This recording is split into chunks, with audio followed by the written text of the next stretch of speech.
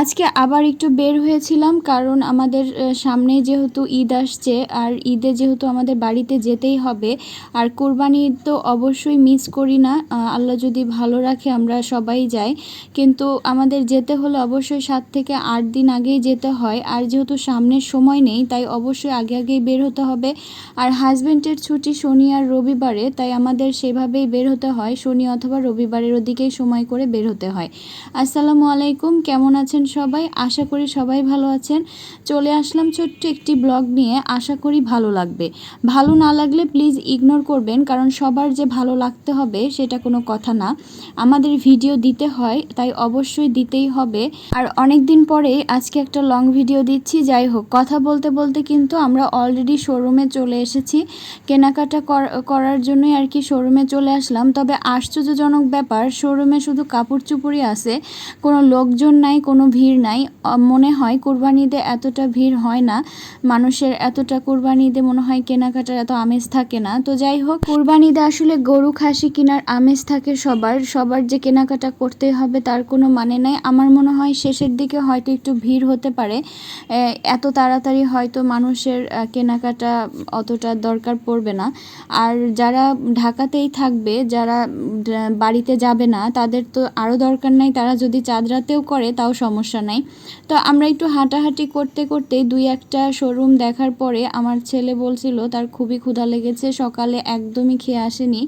আমি রুটি বানিয়েছিলাম, তবে সে খুবই জেদ করছিল, সে খাবে না। বাহিরে দেখেছে পিৎজার ছবি, সে পিৎজা খাওয়ার জন্য খুব লাগিয়েছে তার বাবার সাথে, যে বাবা আমি পিৎজা খাবো। আমি বললাম কোনো দরকার নাই, তারপরও তার বাবা হচ্ছে পিৎজা খাওয়ানোর জন্য একটা পিৎজার রেস্টুরেন্টে নিয়ে আসলো।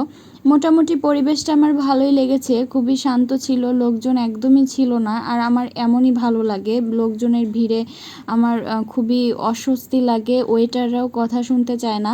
তো যাই হোক, আমরা হচ্ছে অলরেডি অর্ডার করে তারপরে বসে আছি। ওনারা আমাদের বলেছে 15 থেকে 20 মিনিট একটু অপেক্ষা করতে হবে। আমরা বললাম কোনো সমস্যা নেই, আপনারা নিয়ে আসেন।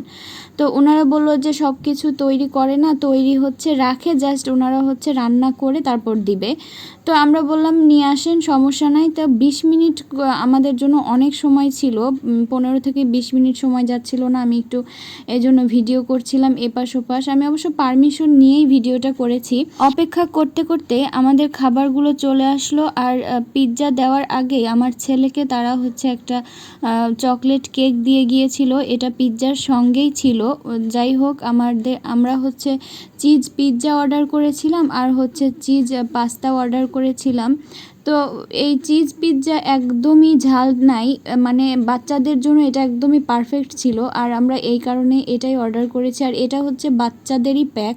তো যাই হোক, তো আমার বাচ্চা খুবই পছন্দ করেছে এই পিৎজাটা, খেয়েছে, অনেক সুন্দর ছিল। আর আমি এক পিস খেয়েছিলাম, আমার একদমই ঝাল লাগেনি। আমি আবার হচ্ছে একটু চিলি ফ্লেক্স উপর দিয়ে ছিটিয়ে নিয়েছিলাম, তারপরে একটু ঝাল ঝাল লাগছিল।